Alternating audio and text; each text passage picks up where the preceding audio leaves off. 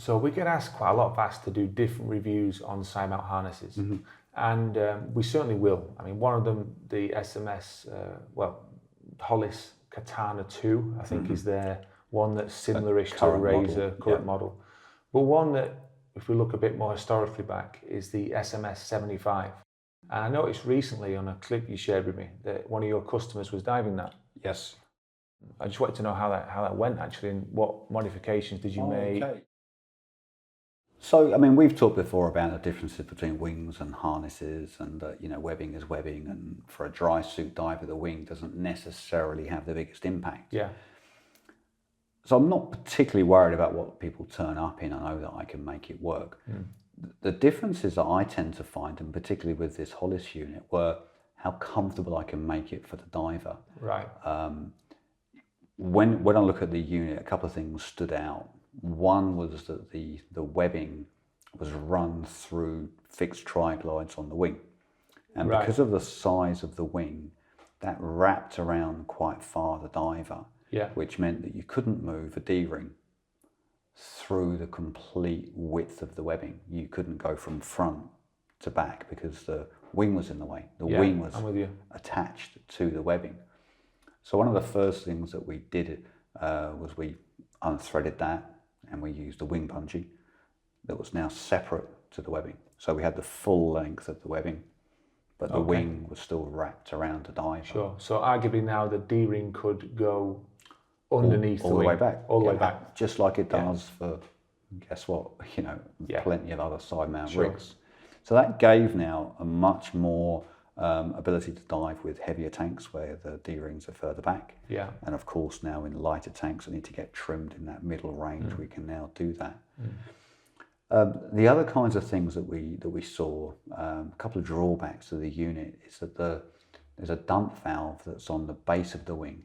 Yeah. But it's on the underside. Right. So there's the diver with gas in the wing, and of course gas only wants to go vertically, but the dump valve's underneath, and the gas can't go down before it comes back up.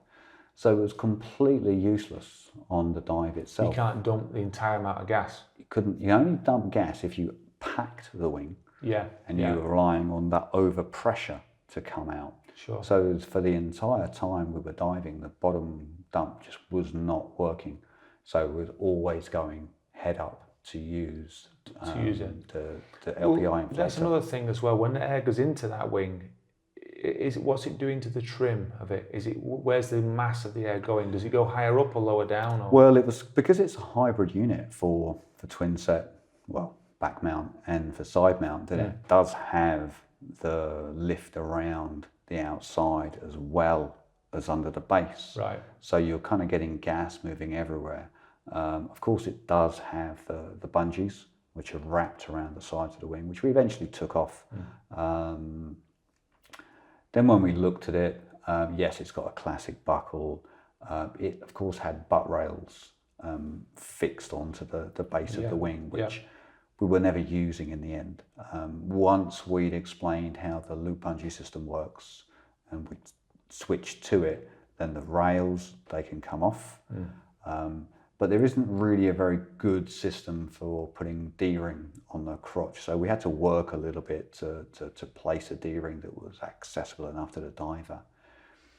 We had then also a couple of interesting places where the rig wasn't really configured to allow loop bungee. So we just had to makeshift some of the holes in the spine to have as the fixed points. And then when the bungee is coming round the diver, just playing a little bit of a game, because the harness was set as a H harness initially. So we had to move some of the anchor points a little bit further behind to try to make it a bit more of a Y harness. Is the waist adjustable, the height of it? No, well, these were then the other problems, is that the wing is essentially a backplate. It's fixed, everything's it's a fixed piece of cardboard. That's one thing. But one of the most interesting things is that the waist band webbing is sewn into the wing. Right. So you can't remove the waist webbing. If you decide... If you want to change it, if it's too stiff or if it's worn out, got a hole, got a rip, got a tear, you actually can't change it. which I did find really quite unusual. Of course, there's lots of padding on the unit, which we removed as much as we could eventually. But there's padding that's part of the wing that comes over the shoulder, and you can't remove it. It's sewn as one piece of nylon all the way from the ring. The shoulder strap's fine, they're quick release, and I'm not going to give him a hard time if they need a quick release. This particular diver had shoulder mobility problems, not going to argue that. Sure. Of course, we're trying to then use a position where we can still place some kind of tri-glide to retain the loop bungee. So it was just a series of compromises that we were trying to get towards what I think is a slightly more optimized, ideal situation. The weight system on the back, it works. I'm not really a fan of just having weights in Velcro pockets. That's right. Yeah, no real way to fasten or secure them a little bit more. Okay, we're not going upside down. We're not doing crazy stuff. So up to a point, you can accept that. I mean, personally, I wouldn't like it, but we're able to use that weight placement effectively enough. And that was the typical thing where you get a unit that's got 2 or even 3 D-rings on the chest. And, when you ask the diver, why do you have those? They're not really sure. That's just what it came with. And there's lots of other pieces that are on there, which, yes, you try to optimize and clean it up.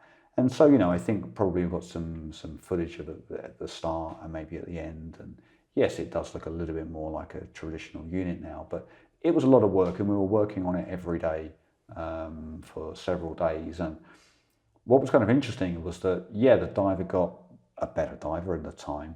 The unit still actually looked fairly sleek by the time you're correctly weighted, and we know that there isn't therefore a lot of gas to be held in the wing.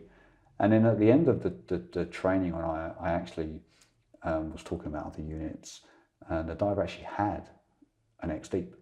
Wow, all right. An X-Deep Tech. And I asked them why they didn't bring it. And they said, well, that's already configured. That's already working. This one, we could never get to work properly. Right. And was he instructor or anything, or did he? Yes, but recreational / not a side mount specialist. Right. I just wondered if he wanted to learn those bits off you to help other people. I don't know. Well, I think it was probably a combination. It was a combination of getting help for themselves, plus of course passing that information on. And so for me, what I actually do like, and we talked about it in the 360 reviews, is that I don't just say, oh, move this or do that. I explain why I think it's a good idea. What's the impact? What's the benefit? And all. So when we're going through quite a lot of changes to this unit, it's great for me to make sure that the student or the diver understands what I'm saying. And if they buy into it, well, it's easy because they do one half, I do the other half. We've saved the time. So if they can learn from it, then that's great for me. I don't just want to help the people that are in front of me, right? You want to help everybody else that person definitely comes in touch with. So not particularly fazed by the unit. I mean, not particularly fan of the unit either. But no, it's certainly an interesting thing to do where you're used to seeing there's 1 or 2 common units and then you get something in it. It wasn't the first time I had a strange unit this year. I actually had a homemade unit or a prototype unit, which was a hybrid of everything, and it again has a dump on the inside. I think the manufacturer was told that that's where it should be so that the wing is nice and sleek and nice and smooth. Right. Which I understand, but if you are that cave diver going and crunching into stuff, well, you're not going to take this harness anyway. This is not a harness for you. But because it's all largely the same stuff, you need a place to clip the tanks, place to clip your hardware on the chest, and some way of attaching the bungee. It becomes to me that you need the flexibility to move things where you want them. And the problem I have is that if it's a waistband that's fixed, it's going to be fairly high up the body. Yes. So that's going to impact your cylinder trim. Whereas what we want sometimes, especially with a shorter person, is the ability to extend that back length, bring the waistband onto the hips, lower down, to maximize Absolutely. So it kind of gets a bit frustrating if your harness can't do that. So I think a customizable one is the right way anyway. Well, what's interesting as well is that, you know, because I get people from different sort of shapes and sizes, people being wider aren't so much of a problem. But when they become narrower and even shorter, you know, most harnesses don't always cope with that. If you take a harness that's got a fixed spine weight pocket system, well, that spine pocket can only go so short. You can't bring the shoulders and the waist any closer. So, you know, we're seeing a few times where that upper lumbar pad is kind of up the neck, and it's almost touching the back of the head, because that's as short as that person is. You know, if you take a unit that doesn't have that fixed piece, you know, you get more flexibility. So I think a lot of the units, they work in this, let's call it this 85% of the population zone. And then when you get the outliers, they're the times when you think, crumbs, how am I going to make that work? Yeah. And it's the same. I always find it's with smaller people, you see more of these problems. You know, when you have a fixed size lumbar pad and you can't move the D-rings any closer together.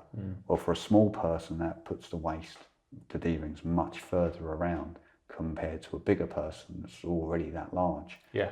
So it's magnified much more with small ladies. Smaller. Yeah.